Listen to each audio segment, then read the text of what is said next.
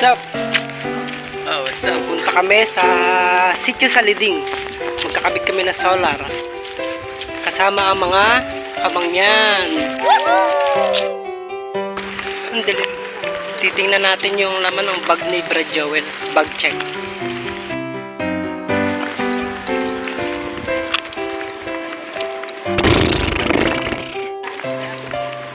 Ano tong pula? Brad Joel, ano tong pula?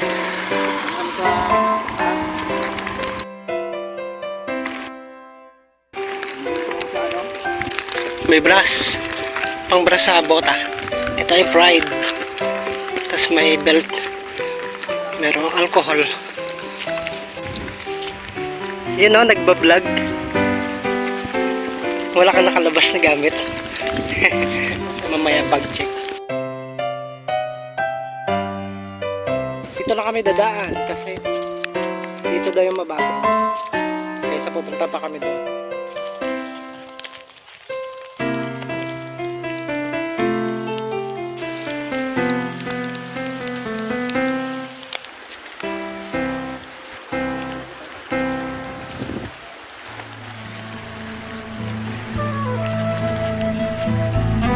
Meron dito nag-uuling.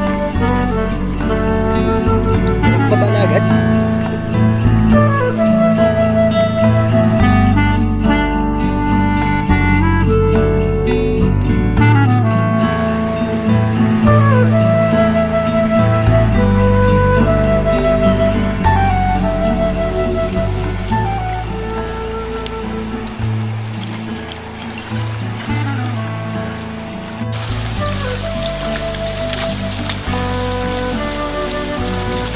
Isa nakarating na agad eh.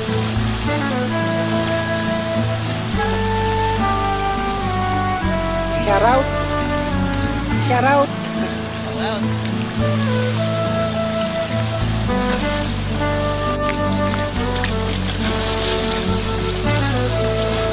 For your information, bagong training po yan.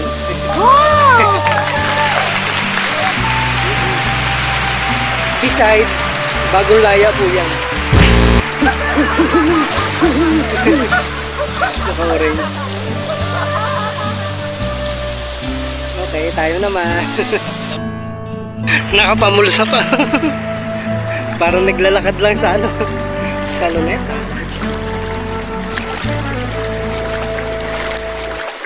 Highlight ng aming paglalakbay.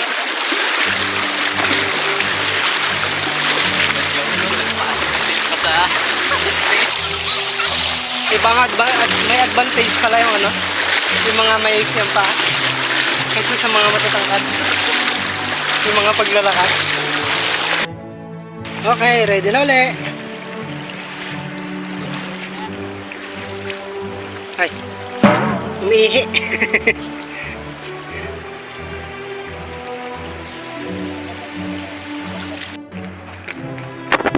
What's up sa inyo mga ka-adventure? Ngayon nga ay alas 9 ng umaga, maglalakad kaming muli papuntang Sitio Ibanig.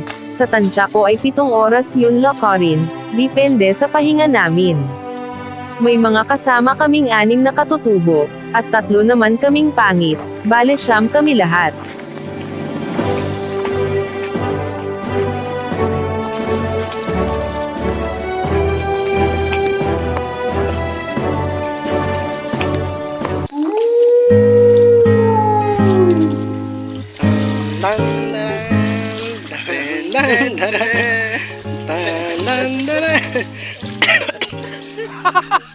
Para saan kaya ito? May mga bato sa ibabaw ng bato.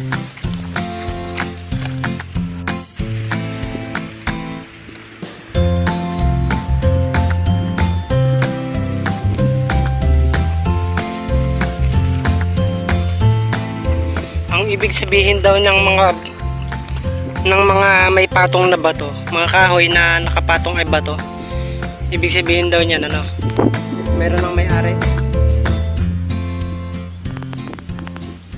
Hindi na pwedeng kunin ng iba.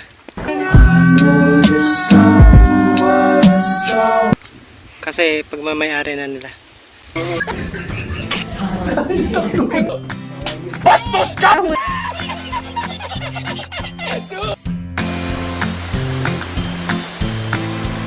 Mahalagang tips ng mga ka-adventure, kapag kayo ay aakyat ng bundok, ay mag-abiso muna kayo sa kinauukulan, sa barangay captain, sa mga sityo puroko sa punong tribo, lalo na sa mga army. Dahil kung ano man ang mangyari sa atin sa bundok ay alam nila kung saan kayo pupuntahan. Sa bawat sityo ay may mga kampo. Kaya kung masabat kayo nila may dala kayong dokumento, na nagdadalaw sa mga IP at iba pang pakay ninyo doon.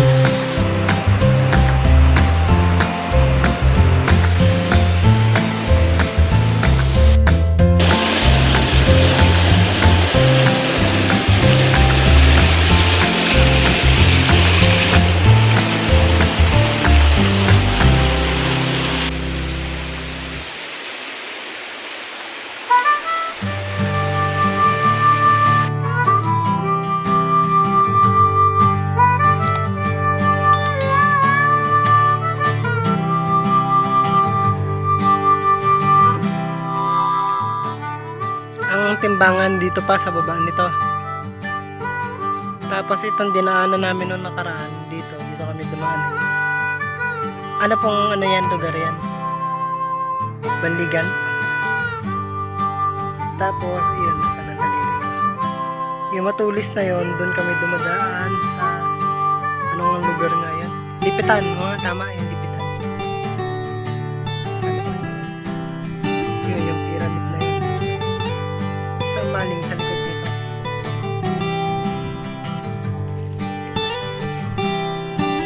Pitong oras nga naming nilakad ang bundok na ito, pagdating namin ay nagpahinga lang kami.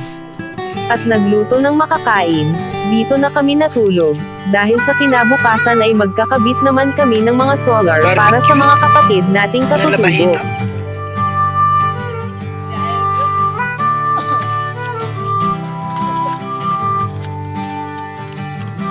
Sa kinabukasan, ay nagtulong-tulong naman silang kumuha ng mga poste at gumawa ng framing ng solar panel.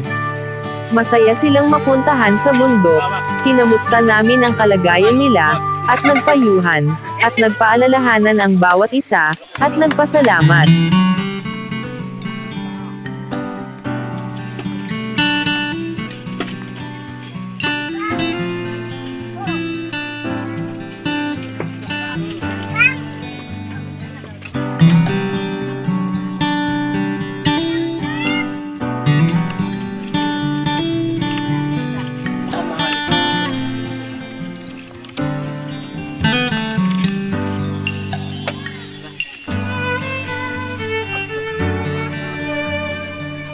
After nga naming may kabit lahat, nagpaalam na kami sa isa't isa at umalis na din.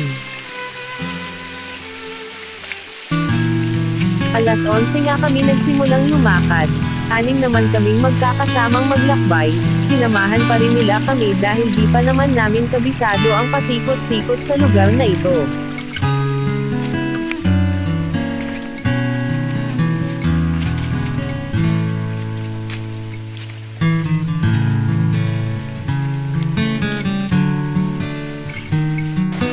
Kapag malayuan ang lakad, dapat huwag magdadala ng marami, mabigat, at di naman kailangan. Pero huwag kalilimutang magdala ng kapote, mas maigay plastic na lang para di pabigat sa dala, magdala na rin ng sariling bote ng tubig.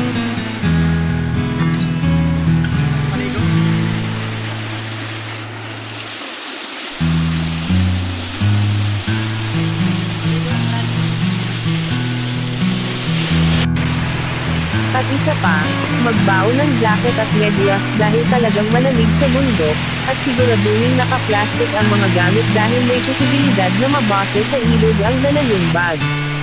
Magbaon lagi ng plastic ng cellphone, power bank at iba pa.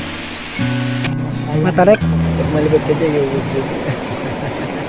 Tumanong ka na lang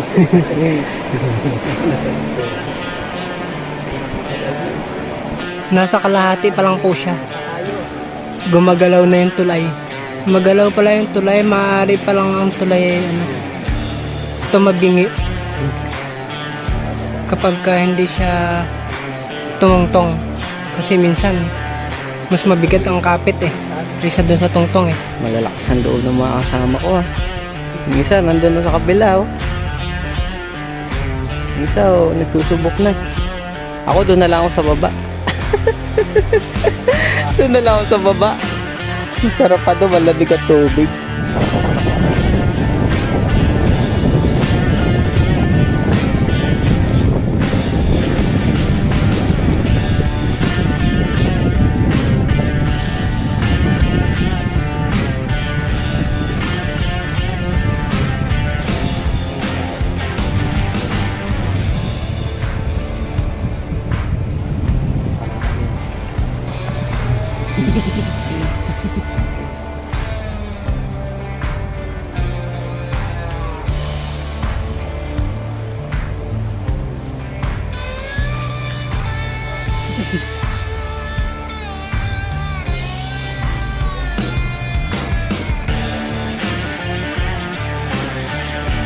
Ayan. Alright, okay na. Dito siya, dumaan. Ayun, ang haba din. Yan po kasi tawidan ng mga army tsaka ng mga kapatid nating katutubo pagka mataas tong ilog na to. Pero tinawid namin yan, hanggang Bewan lang eh. Oh, mababa lang. Hanggang Mababa Bewan lang. lang. Hanggang Bewan lang, hanggang Bewan.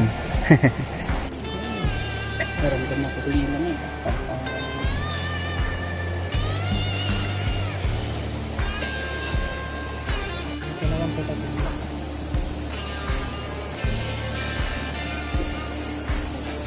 Success!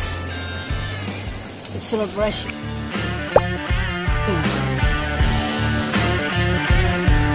Hey,